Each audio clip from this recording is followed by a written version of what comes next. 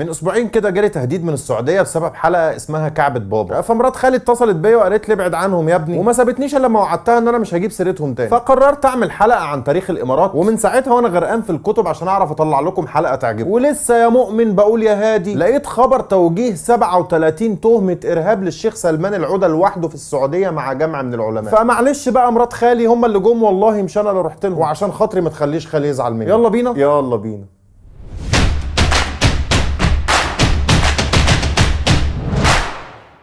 اللي هتشوفوه دلوقتي ده جزء من خطاب للملك فيصل بن عبد العزيز ملك السعودية سنة 1972، بيتكلم فيه عن الجهاد وقد ايه الدولة السعودية محبة وداعمة للجهاد والجهاديين. لا أقول هذا لا رياء ولا تزلفا، ولكنني أقوله عن عقيدة ثابتة، لأنه إذا لم ندافع بدمائنا وكياننا وكل ما نملك عن قضايانا فلن نكون أصحاب شأن، ولن يقوم لنا قائمة إذا اقتصرنا فقط على الخطب والتصريحات والوعود والوعيد، فهذا ليس شأننا أيها الإخوان ولا شأنكم.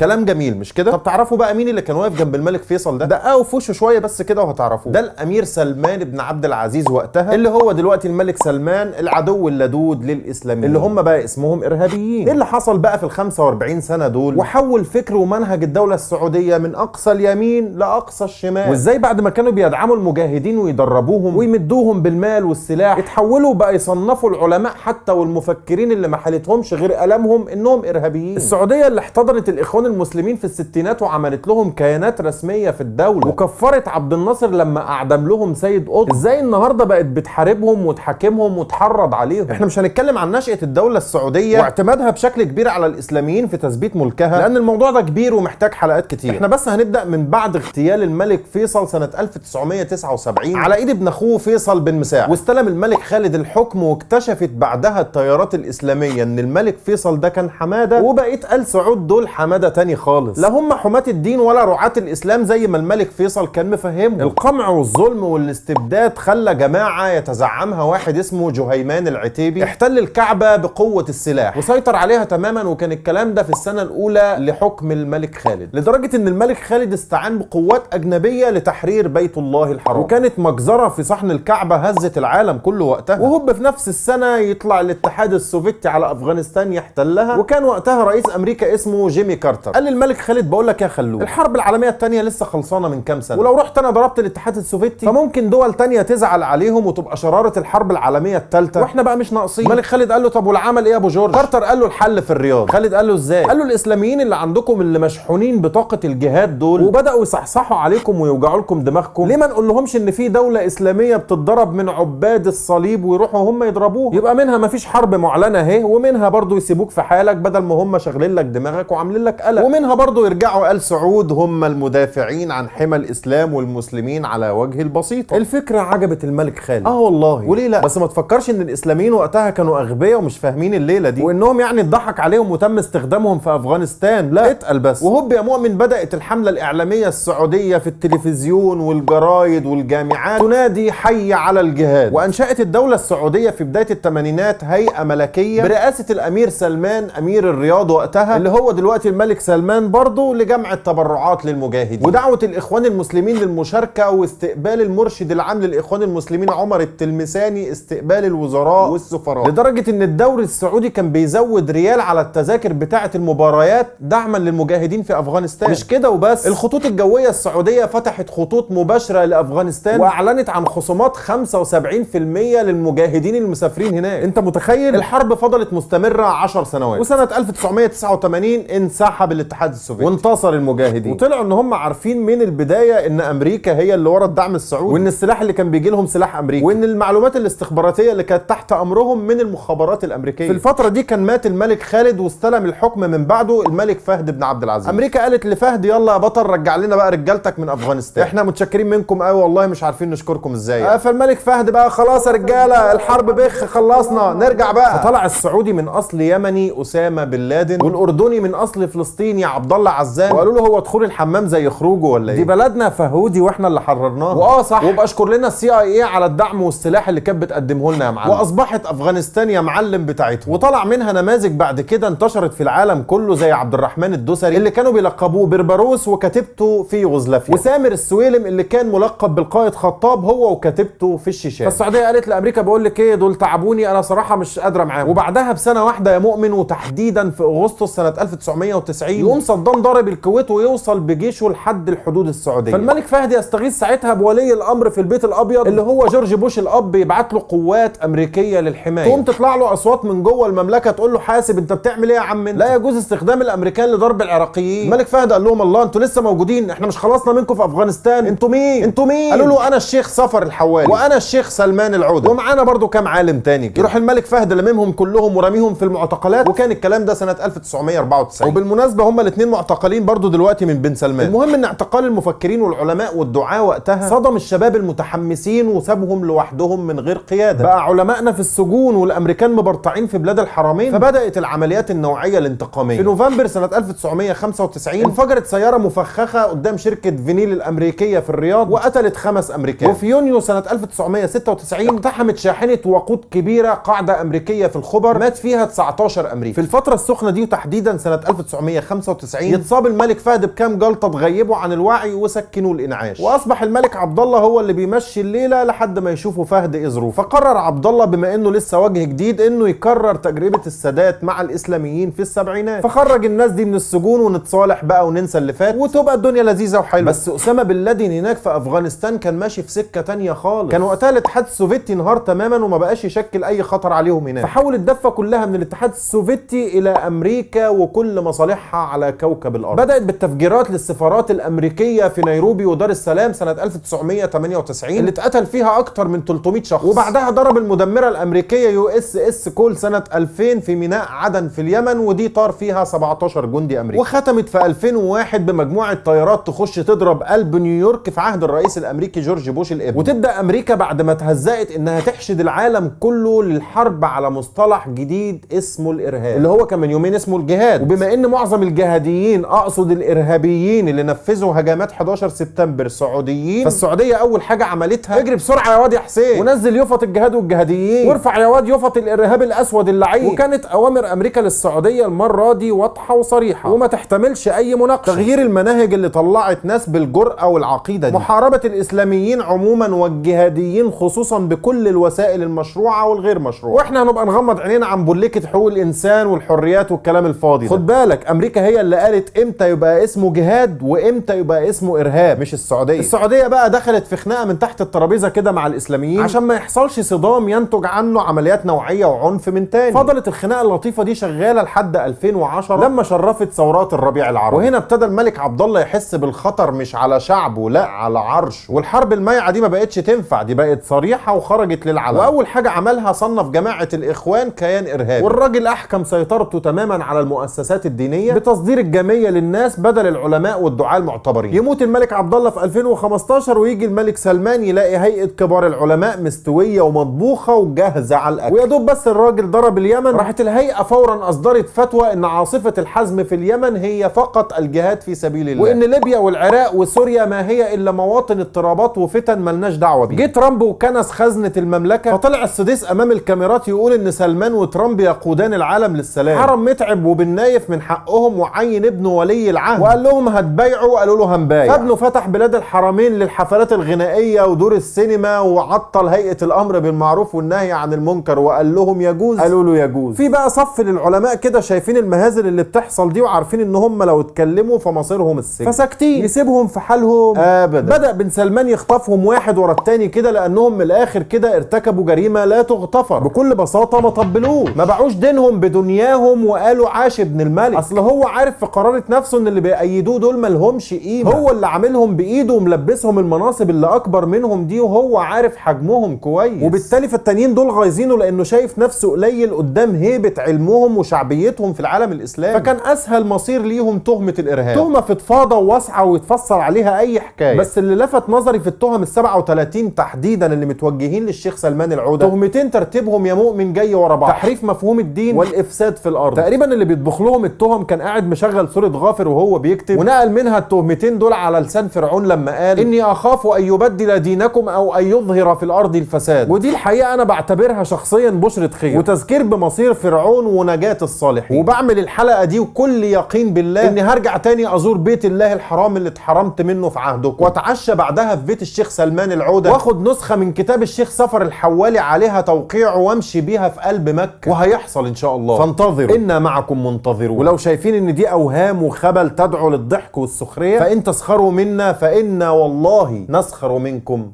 كما تسخرون. سلام عليكم. وعسكروا نيمون اليوم بحاله سهرونا الليل بطوله قلبوا حال الدنيا يابا واللي معدول يقلبوا له عسكري التبس كليتا مسخرونا ومسخروا له عسكرينا مسكينوا له وعسكروا له نيمون اليوم بحاله سهرونا الليل بطوله قلبوا حال الدنيا يابا واللي معدول يقلبوا له عسكري التبس كليتا مسخرونا ومسخروا له.